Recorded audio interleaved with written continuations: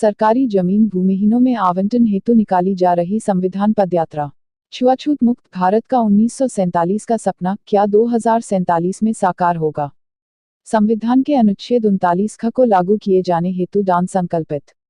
जसरा प्रयागराज। एक ओर जहां डा. अंबेडकर वेलफेयर नेटवर्क डान के तत्वावधान में यमुना पार के दर्जनों गांवों के भूमिहीनों में ग्राम समाज की जमीनों का भूमिहीनों में आवंटन किए जाने हेतु डान संस्थापक उच्च न्यायालय के अधिवक्ता IP रामबृज के नेतृत्व में 4 सूत्रीय मांगों को लेकर संविधान के सम्मान में संविधान पदयात्रा निकालकर भूमिहीनों को जागरूक किया जा रहा है के क्रम में 16वें दिन विकासखंड जसरा थाना लालापुर स्थित ग्रामसभा चिल्ला गौहनी में डान संस्थापक उच्च न्यायालय के अधिवक्ता IP रामबृज के नेतृत्व में संविधान पदयात्रा निकाली गई।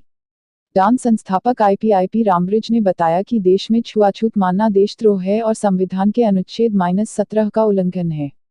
जातिवाद आतंकवाद है, जातिबंदी कानून अविलंब बनाओ, जाति उत्पीड़क को आतंकवादी घोषित करो, SC/ST एक्ट को बेसिक स्ट्रक्चर का पार्ट बनाओ, जाति सूचक उपनाम लगाना अपराध घोषित करो, SC/ST एक्ट को बेसिक शिक्षा में शामिल करो, अंतर्विवाह पर कर छूट का कानून अविलंब बनाओ, भारत की अस्पृश्यता, जाति व जातिवाद को 100% समाप्त करो, हिंदू राष्ट्र के संविधान का प्रारूप तैयार करने वालों के विरुद्ध देशद्रोह का मुकदमा दर्ज करो, अंधविश्वास, पाखंड, कर्मकांड को बढ़ावा देने वाली संस्थानों के विरुद्ध देशद्रोह का मुकदमा दर्ज करो, जमीन और उद्योगों का राष्ट्रीयकरण करो, ग्राम समाज की जमीन भूमाफियाओं से मुक्त कराकर भूमिहीनों में अविलंब आवंटित करो जैसे मांग को लेकर लोकतांत्रिक ढंग से संविधान पदयात्रा निकाली गई।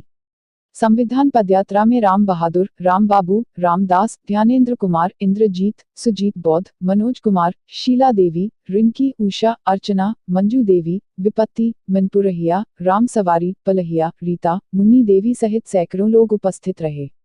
प्रयागराज से संवाददाता अकबर अली की रिपोर्ट। निकाला है, किस गांव में निकाला है और क्या संदेश है बताइए। सबसे पहले इलेक्ट्रॉनिक मीडिया के माध्यम से जो भी साथी यमुना पार की तहसील है 12 का ही विकासखंड जो है जसरा, और जसरा स्थित थाना लालापुर है, और लालापुर के अंतर्गत एक ग्राम सभा जो है चिल्ला गौहानी है। चिल्ला गौहानी में आज हम लोग 16वें दिन संविधान के सम्मान में संविधान पदयात्रा आज हम सब चिल्ला गौहानी में निकाल रहे हैं। संविधान पदयात्रा इसलिए निकाल रहे हैं कि अगले 26 नवंबर को इलाहाबाद में संविधान महोत्सव और संविधान मेला आयोजित किया गया है। उसके पहले पूर्व तैयारी जो की जा रही है, हम लोग संविधान के प्रति लोगों को, जो हमारे अनुसूचित जाति विशेषकर को जागरूक करने लिए हर गांव में लगभग 2 से गांव में हम लोग संविधान पदयात्रा निकाल रहे हैं। संविधान पदयात्रा इस बात लेकर निकाली जा रही है, भारतीय संविधान के अनुच्छेद 39 ख में संपत्ति के बंटवारे की बात कही गई या जमीन के राष्ट्रीयकरण की बात कही गई है। पहले प्रधानमंत्री से लेकर आज देखा जाए माननीय नरेंद्र मोदी जी हमारे देश के प्रधानमंत्री हैं, किसी भी प्रधानमंत्री ने अनुच्छेद 39 पे किसी भी काम नहीं किया। हम जो है कि 26 नवंबर को जो संविधान पदयात्रा जो इलाहाबाद में धरना प्रदर्शन स्थल पर संविधान मेला के रूप में समापन होगा, तो माननीय प्रधानमंत्री जी को, महामहिम राष्ट्रपति जी को, माननीय जो है कि मुख्यमंत्री जी को, महामहिम राज्यपाल जी को संबोधित ज्ञापन जिलाधिकारी के थ्रू इस बात के लिए भेजा जाएगा। देश के आज तक हम देखा जाए कि बार बार चर्चाएं सोशल मीडिया फोरे हम लोग सनातनी है। सनातन क्या है? सनातन क्या है? समानता ही सनातन सत्य है, जो इक्वलिटी है वही सनातन है। अगर देखा जाए कि देश की आज़ादी के 78 साल बाद, इस संविधान लागू होने के 76 साल बाद भी क्या देश में समानता लागू है?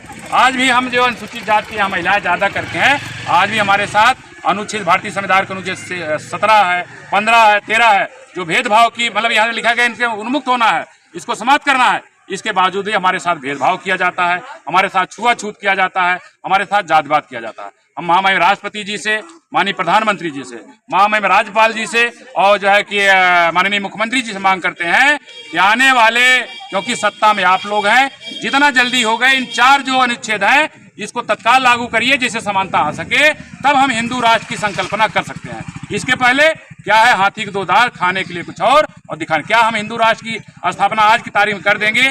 क्या हमारे देश में समानता लागू हो जाएगी? क्या हमारे अनुसूचित जातियों जनजातियों के लिए भेदभाव जो हो रहा है भेदभाव समाप्त हो जाएगा? या जातिवाद जो कायम है समाप्त हो जाएगा? आज भी देखा जाए अप्रत्यक्ष रूप से जो दलित समाज के लोग हैं उनके साथ भेदभाव कायम है, उनके साथ छुआछूत कायम है। हमारा केवल प्रधानमंत्री जी से, माननीय मुख्यमंत्री जी एक सूत्री मांग है कि जितना जल्दी हो सके, खेतों में इस समय धान की फसल बोई गई है, धान की फसल जैसे कट जाए एक अभियान चला करके भूमिहीनों में जिसके पास खेती बाड़ी नहीं है उसको खेती बाड़ी का पट्टा किया जाए, जिसके पास घर द्वार नहीं है उनको आवासीय पट्टा किया जाए। मैं रामबृज गौतम, एडवोकेट, हाई कोर्ट, संस्थापक डॉक्टर अंबेडकर वेलफेयर नेटवर्क डान।